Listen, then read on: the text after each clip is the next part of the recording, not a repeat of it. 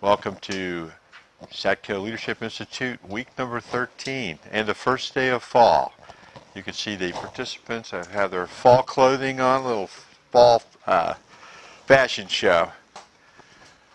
Guys, thanks for being here. I know how difficult it is sometimes to juggle your schedule, and it's really a compliment to me that you guys take the time to come in and do this. Just as a reminder, if you miss any of the classes or you'd like to review some of the things we've talked about before, all of these are available up on the internet in the YouTube /Innovative Marketing R. All these various class weeks are in there. Last week we introduced you to a little more specifics than we've talked about in the past. What we've done is we used the first 11 weeks to build a foundation. Talk about the principles, characteristics, habits, behaviors of leaders and managers. Talked about the 30-something common mistakes that managers make and how that impacts on performance. Now we really kind of shifted our emphasis from the theoretical, so to speak, to really talk about the day-to-day things that we can do as managers that can help our team improve their performance. And that's really what's important to us personally, is what's important as an organization as we grow. So let's take a look at what we're going to do today. If you'll notice, same thing I said last week, we are really shifting to talk about performance. Our own performance and the performance of the people on our team, in our department. The agenda today, we're going to discuss our homework, review the introduction to coaching and counseling for performance improvement we introduced last week, and then we're going to do something called the daily checklist, and there'll be some homework. So homework. Think about how consistent coaching and counseling can improve performance on your team, and write a coaching and counseling plan that will enhance performance on your team. Okay. So I did a lot of research concerning counseling and coaching, and it turns out they're entirely two different things at times. Leaders at all levels have a responsibility to assist and develop their team members through coaching and guidance. All leaders must be coaches, trainers, and teachers. If leaders do not counsel their own team members, they are not doing what is necessary to grow their individuals. Coaching requires that your actions demonstrate knowledge, understanding, judgment, and ability. It involves learning and applying techniques for more effective counseling skills, which show a caring attitude and sincere, effective characteristic of. Lost my place here. But anyway, I often find myself counseling when it comes down to people's issues on the floor. Sometimes when they're doing poorly, it turns out it's not, they know the products and they have the knowledge. They just have pre-existing personal issues and whatnot. So I found myself counseling and coaching. You ask them what they're lacking as far as that particular issue is concerned, and help them out as much as possible. Okay, so just to clarify just a little bit, what you're finding yourself doing oftentimes is talking about somebody's personal issues that impact on their performance at work. It's common, yeah. It's definitely, especially if they're having like a poor week. I was talking to a gentleman a couple of days ago, and I said, "Hey, man, there's a big difference between this week and last week. What happened last week?" Well, if you don't mind hearing, and then he told me the issue was, I think it was a bad breakup. That makes perfect sense because you seem pretty down. Keep up the good work this week. You seem to be in good spirits. Your numbers are going in a good direction. Keep that up. So counseling and coaching, that's where I make the two distinctions. Yeah.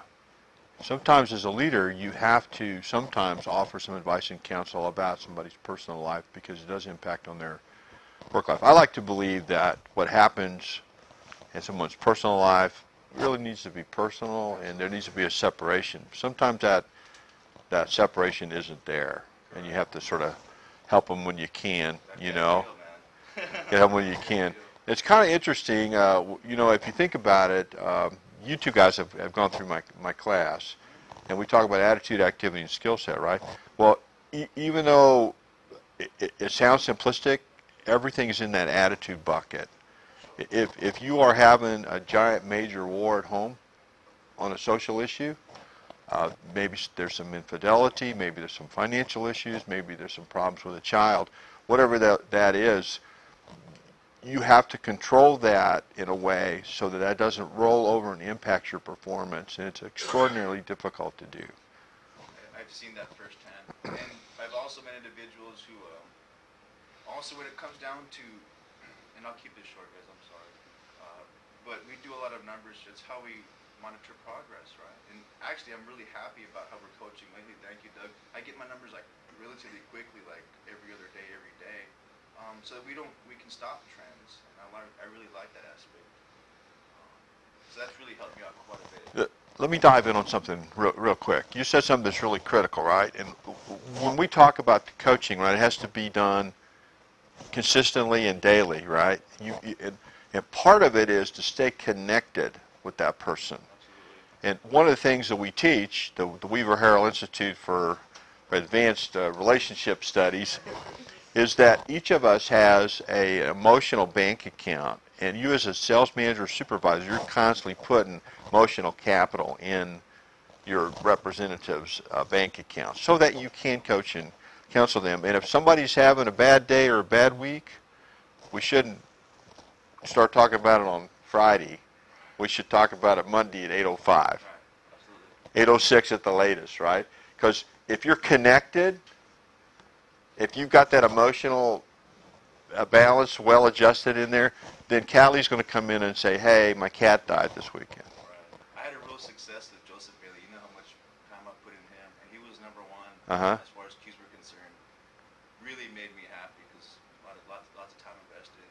A lot of satisfaction comes from that. A lot of satisfaction came from that. Yeah. Because he struggled for a good long time. I'm pretty hard on him, but because I really want him to have some roots here, and I want him to be established. I think we're on the right direction, going in the right direction. Well, it's awesome to hear that. It's very awesome. Thanks for doing your homework. What do you want to contribute, Callie?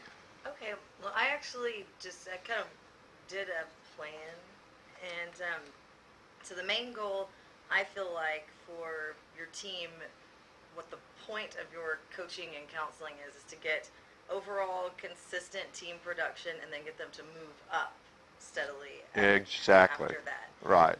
So then how do you achieve this goal? Well, I think, pay particular attention to bottom agents daily, because you want to make sure that and you've got to find your weakest link and figure out how to bring that up so you can continue to move forward. And by doing, or how you can do that, one-on-one coaching, call monitoring. You don't want to give them too much. Maybe give them something to work on every day. Say, okay, today you're going to get it's going to be all credit card auto pay, and you're going to get your hoppers. So it's not too much for them to do. And then you're like, okay, the next day, all right, I need you to get at least 2 HughesNet with, cross-sell at least 2 sales today too. And so you can kind of build on them. You don't want to give them too much, but you've got to just continue to help them, because then they'll move to the top, and then that raises the bar for everyone else. So you keep going upwards. And then also, if you're the team lead and you're putting your focus on the bottom agents, then you've got to have your other agents working together, communicating with one another, so that you don't have to pay attention to them and they can give each other answers, which is what's cool about us having those team rooms on HipChat, because people feel more comfortable. They know their team, and they feel like maybe they think it's a stupid question, so they don't want to put it in the sales room. But I've noticed that people are a little more casual, like in an individual team room. So I think that's a good thing. And that way it leaves the team lead open to giving extra attention to those who are struggling.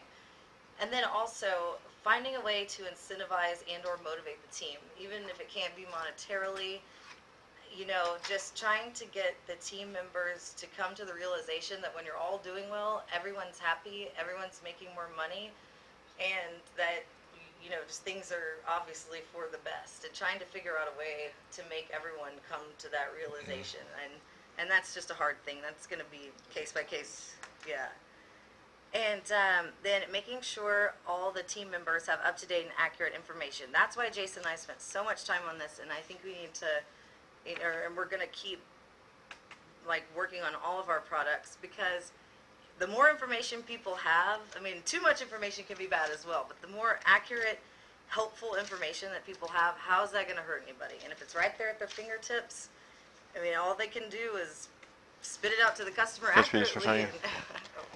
Kelly and Jason took the time to develop information on each of the cable providers that it tells if there's a fee involved, an expense, what the installation costs are, a little bit about anything having to do with putting the order in. It's really well done. They came to me yesterday. I gave them a couple of suggestions in terms of maybe how they could improve that communication, but it impressed me. Really use that, man. Yeah. Well, it impressed me. One of the things we talk about in leadership is being proactive. So you look around and you see a vacuum, and you say, you know what? There you go. So congratulations. Well, thanks. I've given all my medals away today, or I would give you a medal. Give me the Febreze flower. Very, very, very. Well, and this is going to be on the T drive. I'm going to leave it where it can't be modified, because you don't want anybody to be able to go in there. But any suggestions, hopefully this is going to be something that all of our products will be on, and that whenever something new comes in, that it's just going to go into this one file, and it's always going to be there. So that's the end goal. It should be an ever-changing. And even after that, we're looking to put, okay, whenever you get AT&T, what are the most common objections that you get from that? For the people who are actually on the floor already and don't really need the pricing because they've got it down, but maybe they stumble across a few things. So like any of the agents that you know are particularly good, like Darren Harvey's awesome at satellite internet. What does he say? What are his best rebuttals? And put those on there. And that way people are like, oh, that's an awesome line. And then, so that gets people thinking, and people actually use it and look at it. And also, what was another? Anyway, I could go on and on about how I feel about this, but I think it's going to be helpful. And then, so follow up daily with each team member and have them set goals for themselves. They have to want to do something. You can go and tell somebody all day what they should be doing, but they have to want to do it. And then coach people. Don't hold their hands. Make them actually learn. We talk about it in here. Okay, you're doing this wrong. What do you think you should do? Don't just tell them what to do. And then they actually, absorb it. And then that just kind of goes back to encouraging your inter-team communication, goes back to the motivating and everybody moving up. So that's what I got so far. Kelly, you're going to smile a little bit later in the hour here. You're going to smile. Okay, as far as think about how consistent coaching and counseling can improve the performance on your team, I've got some ideas. Obviously, sending a message and reinforcing the message, and it's really important to not let them off the hook, because reinforcing the message until it becomes a habit. You got to fortify it against resistance, because you're going to get it. I know that I get a lot of resistance whenever I try to coach, so got to fortify against that. But be polite and respectful, but firm and resolved. So those are my ideas on Excellent. Excellent. Coaching is a lot harder than it looks like. It is. It really is. There's a lot of art to it. Underlying principle, psychological principle, is that you have some emotional tender, some emotional currency in their account under your name, so that you can speak to them, speak into their lives. Right? If somebody you don't know, somebody you do not know, you never met, walks up, steps up next to you, breaks into your little zone that's your little comfort zone, and says to you, Callie, you need to be doing this in your life. The first thing you're going to go is, who the hell are you? Why are you talking to me like that? Who gives you permission to come in and tell me how I should live my life? But you, as somebody who has emotional currency in that account, I could, or Jerry could, or Doug could walk around and say, Callie, we really care about you, and this is what we think you ought to consider. And because we have the emotional currency in the account, she's going to give us the opportunity to speak into her life. Does everybody get that little concept we're talking about? It's really a critical thing. So when you get resistance, you might want to look at whether or not you do have some emotional currency in that account. what we do is we withdraw from those accounts out there fairly often, and we don't even realize we're drawing emotional currency out of our account as the manager leader. We get so focused on getting things done, we have a tendency to forget that people get them done, and that we have to get them done through people, and that people have feelings and psychology and personalities and hormones. I mean, all kinds of things are happening out there at any given time.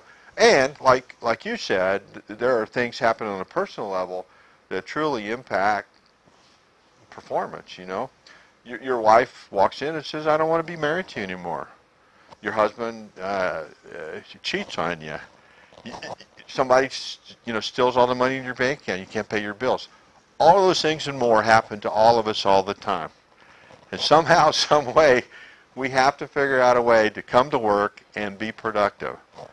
And it's not easy. But we as leaders have to set an example as we do that. Very good. Do you have anything to contribute here, Khalil? I had a different notebook that I was using.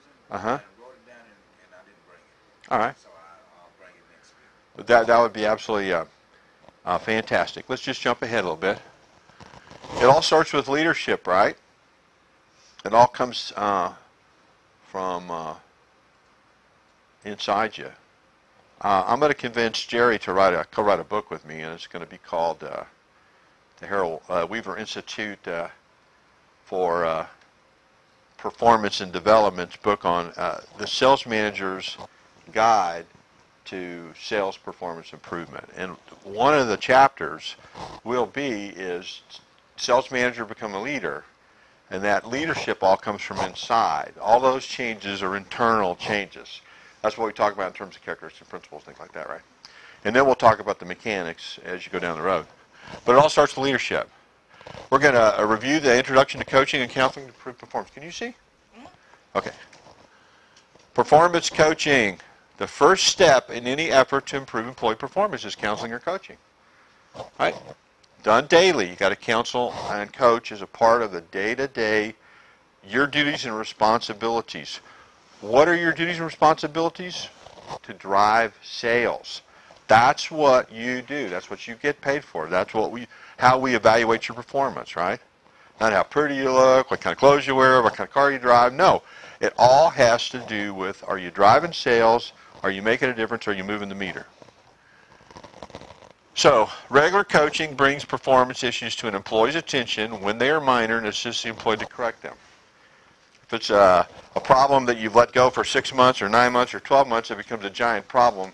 You're going to have a real difficult time fixing it. It usually takes about as much time to fix as it took you to pay attention to it. You know, if you caught it the first day, you can get it fixed in the first day. If you didn't really pay attention to it for 6 months, probably take 6 months to get it fixed because you just let this thing go and go and go and go. The goal, right? You always have to have goals. This is going to be a consistent theme in today's hour. Is you can't be effective without a goal. You personally and your salespeople have to have a goal every single day, and you have to have a plan every single day to achieve that goal. And you have to be able to communicate that to your agents, and for them to have their own goals, which Callie spoke about. Actually, Callie has already given the class. She did it in about 3 minutes. All right, so the goal, right, is not to make the employee feel badly or to show how much you know. It's to improve their performance and help them get in touch with those issues and challenges that helps them improve their performance.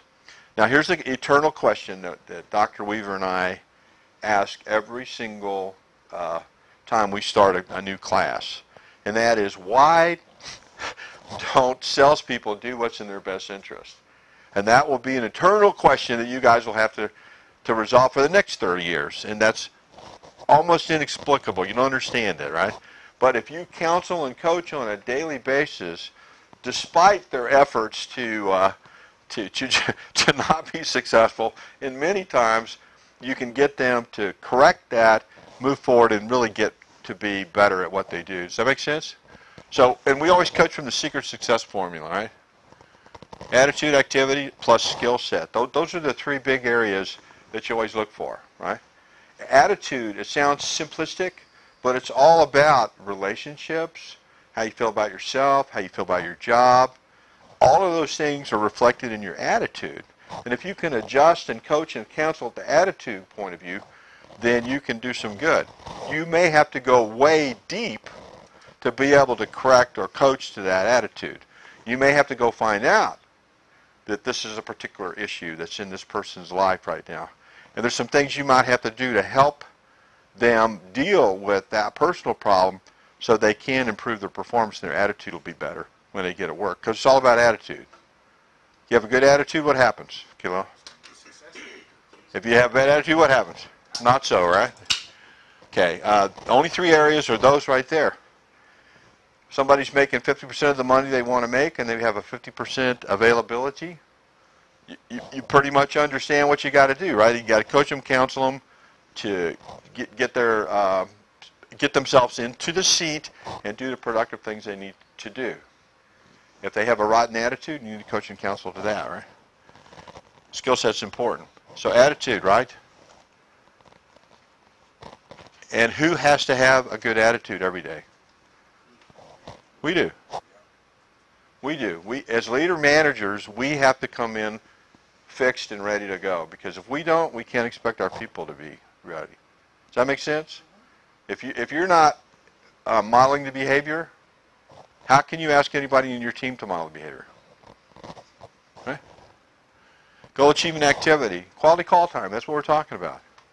And we're coaching little things, tiny things, in the sales training where we're talking to them to help them understand that if they concentrate on certain skills like handling objections and succinctly and powerfully handling objections, what they end up doing is reducing the call time significantly on average over all of their calls. So what that means is by having better techniques that more clearly communicate to the customer, answer the customer's objections better, more powerfully close it, develop those skills, they'll shorten the call length. When they shorten the call length, that means they're available more often. They can go more at bats. More at bats equals what? More sales. More sales. So it's all having to do with helping them improve their performance, improve their skill set, shorten that call time, get them to handle objections better, get them to use the script. That keeps things under control. Really keep them focused on a sense of urgency, getting it done quicker. Bring it to their attention how critical call time length is. We want quality call time, no doubt, but we want you to get in there, get it, and get out with the customer. Professionally open the call, professionally get the discovery questions asked, professionally position the product, present it, close it, read the disclosures, get everything done, get off the phone, do whatever follow-up you got to do, get back on the phone with a big smile on your face, and get ready to go. That's what we got to coach to, because the more of that we can do, the fewer abandonment, the lower abandonment rate we have, right? And what ends up happening is the higher skilled people are more available than the lower skilled people. They'll have a tendency to take more calls. What happens when your higher skilled people take more calls? You get more sales, right? Who benefits from that? We do, right? So it all has to do with performance improvement, coaching, counseling, bringing to their attention. Right? You may not have thought about call length being such a problem, but I teach a little technique in class. I call it a little bruise tip on giving your phone number. What do I teach, Kelly? On giving a phone number? When I give the phone number. Remember that? You read it out loud back to them?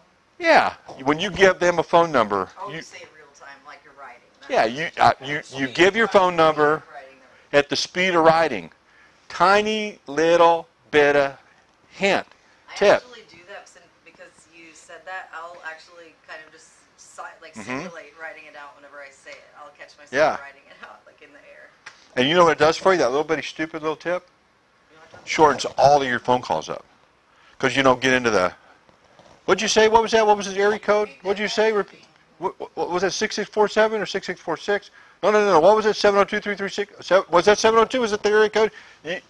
Trust me, if you just give your telephone at the speed of writing, it takes longer to do that, but it's a shorter call. Right? It's the little things like that we got to coach to. Right? Make sense? Okay. Quality call time, sense of urgency. I always teach when you're in my class that I am the chief of a tribe. I'm the administrative chief, and Marco is the hunter. And we're up on a mountain discussing what the tribe's going to do this month. And we look down and we see some deer in a meadow. And I look at my schedule and I go, oh, we're scheduled to be down at that meadow next Tuesday to do some rock drawings, you know. And Marco says, no, we're going to go down right now and what? We're going to go kill the deer, right? Because we don't know what's going to happen. We could have a forest fire, another tribe could go down there. All sorts of things could happen. Could be a thunderstorm, set the place on fire. I mean, all kinds of crazy things, right? So sense of urgency has to be built into all of our coaching and counseling, right? We got to get it done today, right? We got to amp up everybody's sense of urgency so that they are working hard to get it done when? Today. Right. Availability. We still have to harp on this. I sense that we're having a better look with our availability. I think we're coaching and counseling to that, and I think we're doing a better job of being available. Is that a true statement or not? True statement. More or less? No, I agree. Okay. All right, so that's good. All right. Availability. Activity. Activity, guys. They're either ready to take a phone call or on the phone with a customer. If they're not on the phone with a customer, they're on an outbound call to a customer. I know you guys have a rule in terms of there's 5 minutes in between calls, make an outbound call, right?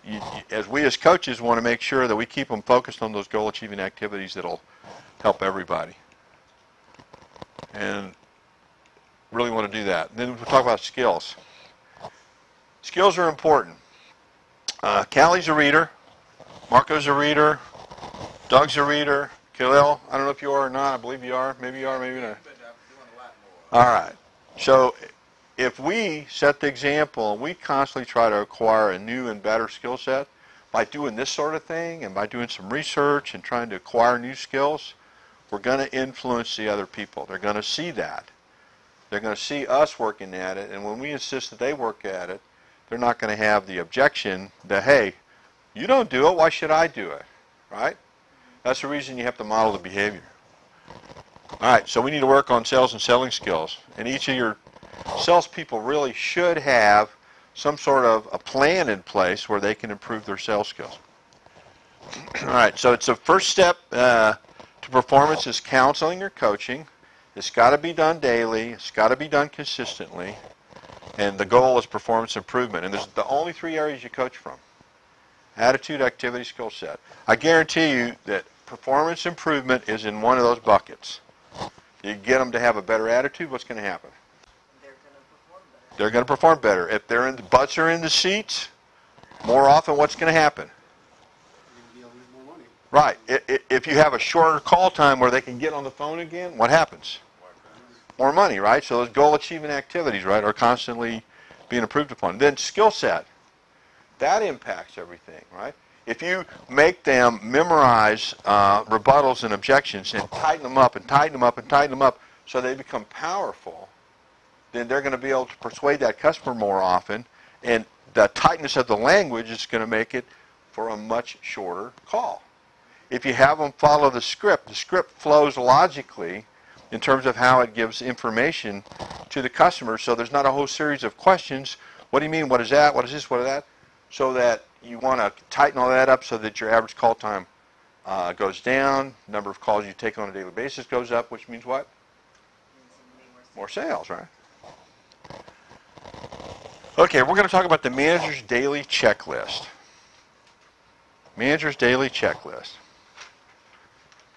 Now, Jerry has gone to a lot of work and effort to do a timeline. And I'm not really talking about changing the way you guys are looking. I'm just saying this is a tool that I made all of my managers use for 30 years, and I use it myself.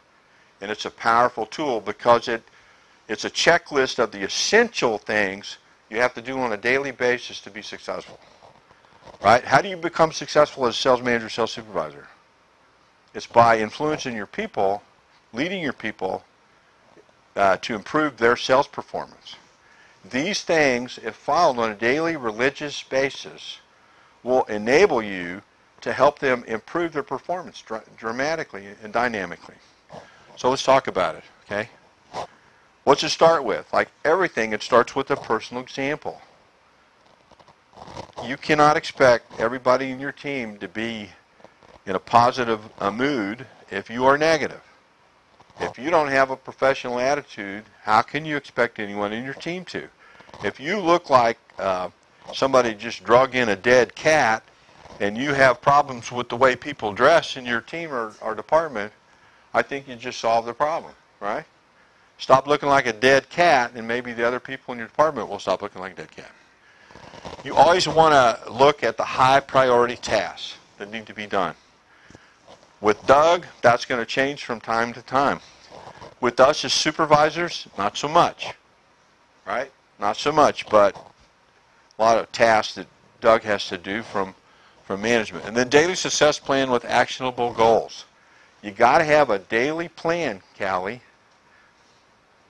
I'm telling you, you listen to me. You already told me you did such a good job with that. You have to have a daily plan. And the daily plan for you has to be what you want to accomplish as a supervisor.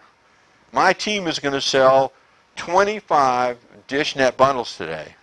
And here's how I'm going to do it. Here are my people. Here's what I'm expecting from them. Here's how we're going to do it.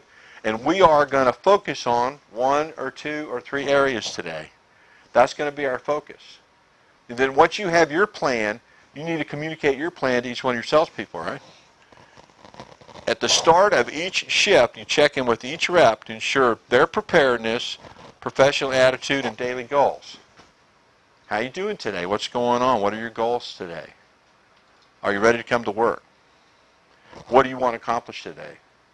What do you want to do today that you didn't get done yesterday? How are you going to get that done, right? So you check in with them at the start of a shift, and then you enable them to make the goals they want to make for themselves that flow up to your goals as a team leader. And then you want to focus on 1 or 2 or 3 skill areas every day. Usually 1 is about what I would do, right? We're going to work on greetings today. We're going to make sure everybody smiles, everybody has a good attitude, and everybody opens with a close. That's what we're going to focus on in our coaching. Or we're going to focus on following the script today. Or we're going to focus on closing. Or we're going to focus on how we present pricing. Or we're going to focus on how we do positioning. Right? Whatever it is, it's the 1 or 2 or 3 things. It could be the P&H fees. It could be any problem or challenge that we're having that we need to correct as a group, right? And we'll focus on that specific area. But you communicate that up front.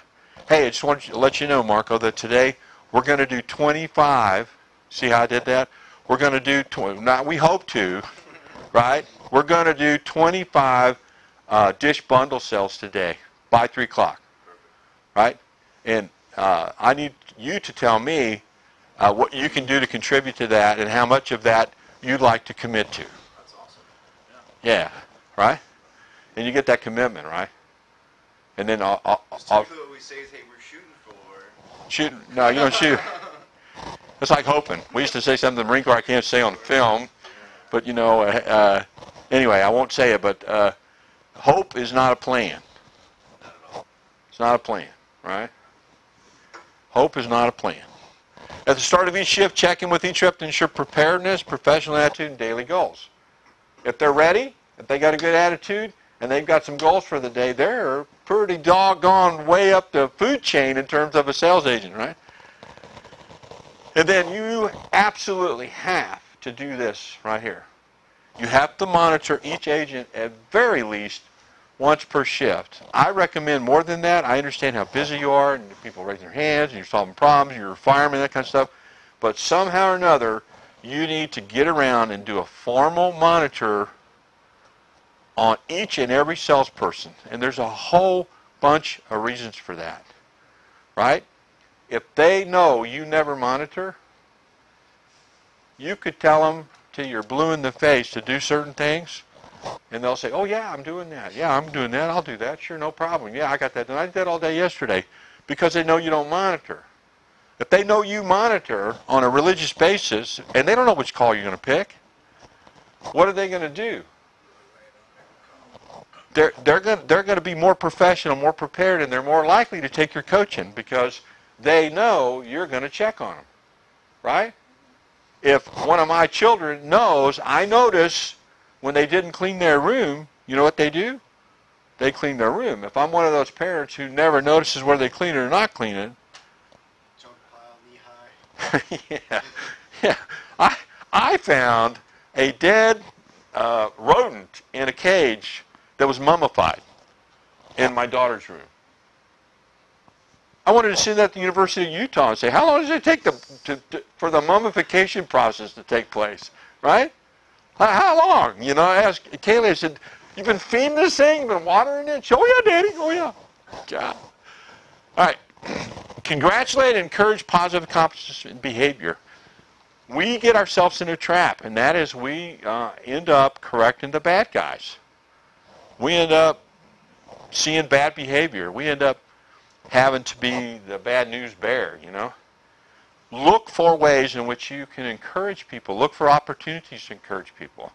Even your bad guys who occasionally take a lot of your time. When I say bad guys, I say that in a very nice way.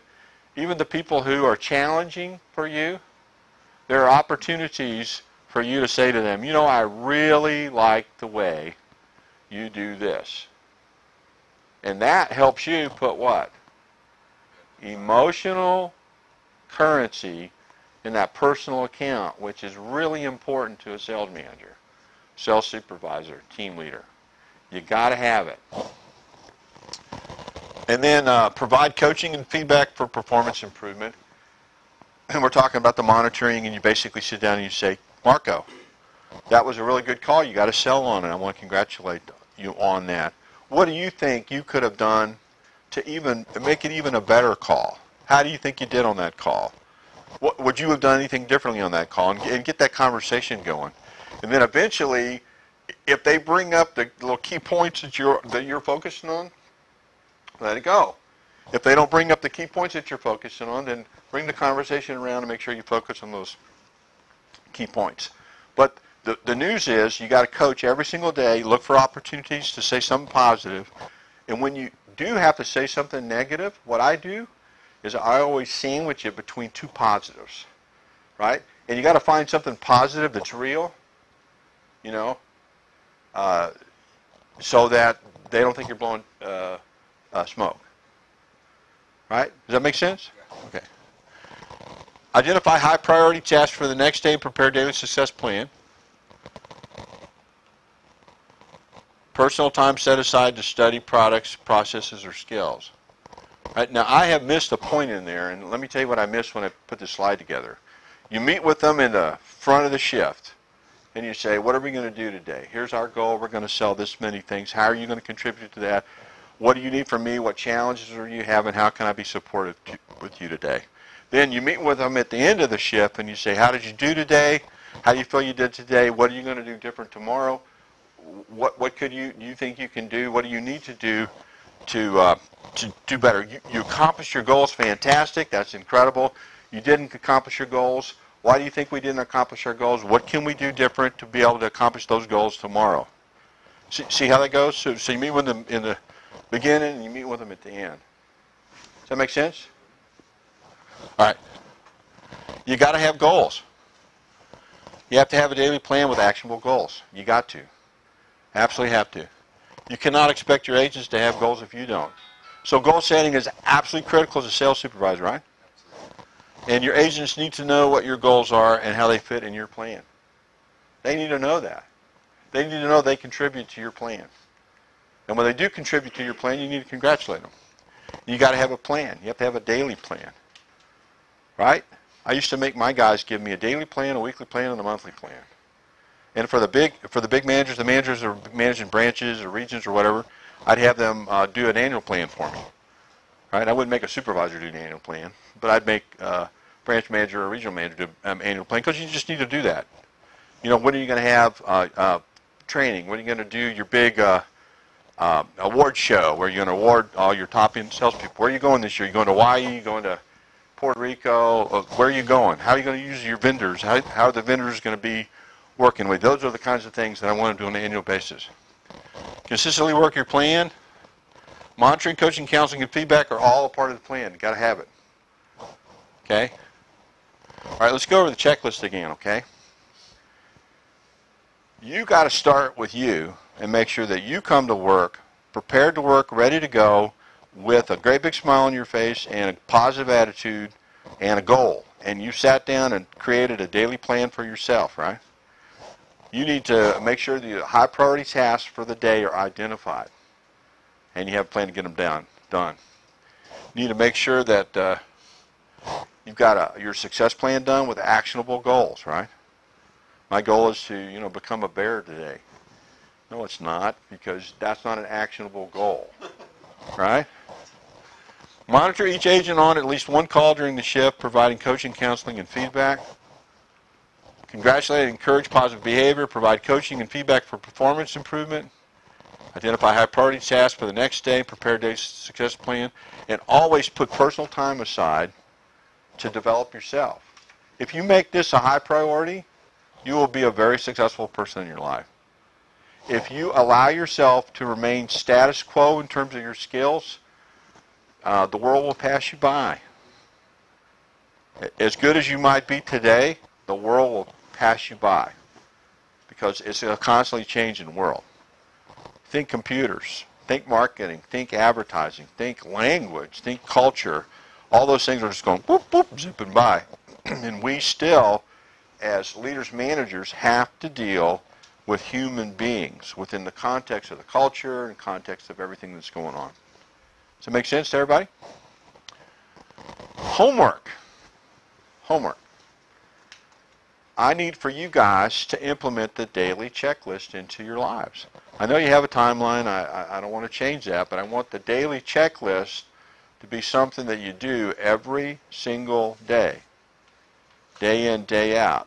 Make sure that you do all the things on the checklist every day. So I want you to implement that into your everyday routine. Then I'd like for you to write a brief report on how coaching and counseling have impacted individual performance of your team. Right? That's an awkward sentence.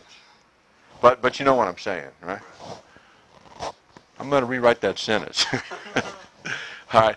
Write a brief report on the coaching and counseling have impacted on individual performance of your team members and the performance of your team. Okay? So, all right. So let's have a discussion. What did you get out of today that maybe you didn't have before? And you gave the best part of the class. Right? What'd you get out of this? Actually, just the whole walking through. I mean, it's kind of cumulative from everything that we've been learning the whole time, but just the checklist thing makes so much sense too. And I just made a note. I'm sorry because it just popped into my head right when you asked me that question, but.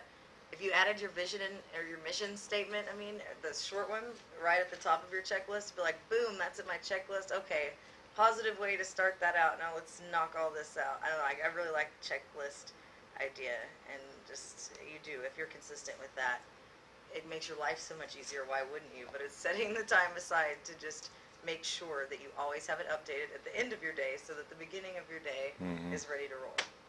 Do you remember the class we had on First Things First, where Q2, Stay in quadrant 2, right? The more you're in quadrant 2, the better able you are to perform in quadrant 1 because you're doing prevention stuff. And all this planning and goal making and relationship building and all those kind of things, all that's Q2 behavior. And it'll help you in Q1 because what takes us off our game as supervisors, managers, is the firefighting, right? The firefighting, the little problem, the atomic bomb that went off in the sales floor, the guy who melted down. We had a meltdown today, or our process melted down, or the equipment failed, or the phones went south, or somebody said something stupid to somebody else, and now you got a relationship issue out on the floor, right? All of those things distract from our primary goal, which is to drive sales. And we always have to fight that and always come back to the basics. And that is blocking and tackling. Blocking and tackling is setting goals with your people, monitoring their performance, coaching and counseling, debriefing afterwards. That's blocking and tackling as a sales coach or a sales manager, right?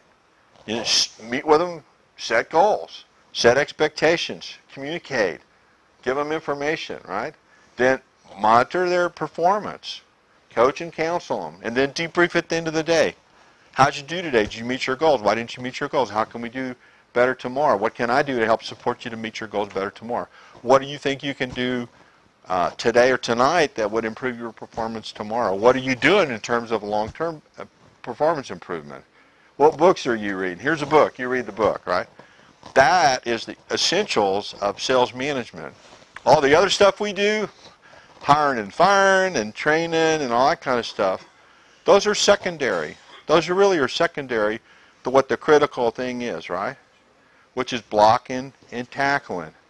If your team doesn't block and tackle, you might have the best quarterback on the earth, and he's in deep trouble because he's got to have somebody block to give him a couple of seconds. I don't care how good he is, right? If you're not blocking and tackling, you can't win a football game. Make sense? Okay, what did you get out of it today, Sir Douglas? Same thing about the checklist. See, I like things to be boiled down and simplified. Just let's get to the nitty-gritty. All the other frivolous stuff, I don't want to hear about. And the checklist does that. It's a step-by-step process, and it's a checklist. It's easy, Let's do that. Yeah. And there we go. There's no more. So, Yeah, am I professionally prepared? yeah. Do I have a goal? Do I have a plan? Have I communicated that? And then once it will become a routine. It will. Once it becomes routine, then it's just, easy. Not easy, but 21 days. Yeah, exactly, 21 days. What I like to do was I like to take the selling process and divide it up, and then I take like the greeting, and I work on that for a day or two, and then I do discovery questions, and then you just focus on different parts of the selling process all the way out. So you're constantly coaching and training all the way out there, and you have different focus areas.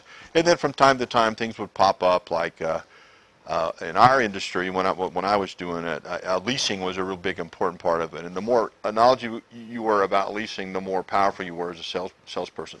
So I focused on those little things. I tried to help the salespeople understand how to explain a lease to a customer, right? Difference between a lease and a rental and all those sort of things, right? But if you do things like that, and you separate them up, by the time you get to the end, then it's time to start over at the beginning and reevaluate it. So It it's is. just- it helps you It is. And there's 101, 102, 103, 104, right, which is just basic sales. And then when you get experienced people on the floor, then you get into 201, 202, 203. Let's talk the nuances, right? Here's how you handle, manage objections, but here's how you use questions on the front end of it to give you a much higher percentage chance of closing that deal. You can't teach a question technique the same moment you teach managing objections because it's too much. They can't put those two together. You got to have this skill going. Phil found, understand exactly how you feel. Many of my current customers felt the same way before they found out the benefits of my product or services, right? Or that's the reason I'm so glad you called today. If they got that down flat, then you say, okay, here's something you can do. You can ask a question, right, up front. Mr. Prospect, have you ever occasionally lost your remote? Yeah, I have. And then you can show them how that might work or handle an objection or whatever that might be. Does that make sense? Okay. What'd you get out of there? The coaching should really be more towards coaching rather than counseling. In other words, our primary mission is to drive sales, so I'll definitely hear what they have to say as far as what's bothering them, but ultimately speaking, we have to coach them and get them in a direction that's on the path to success.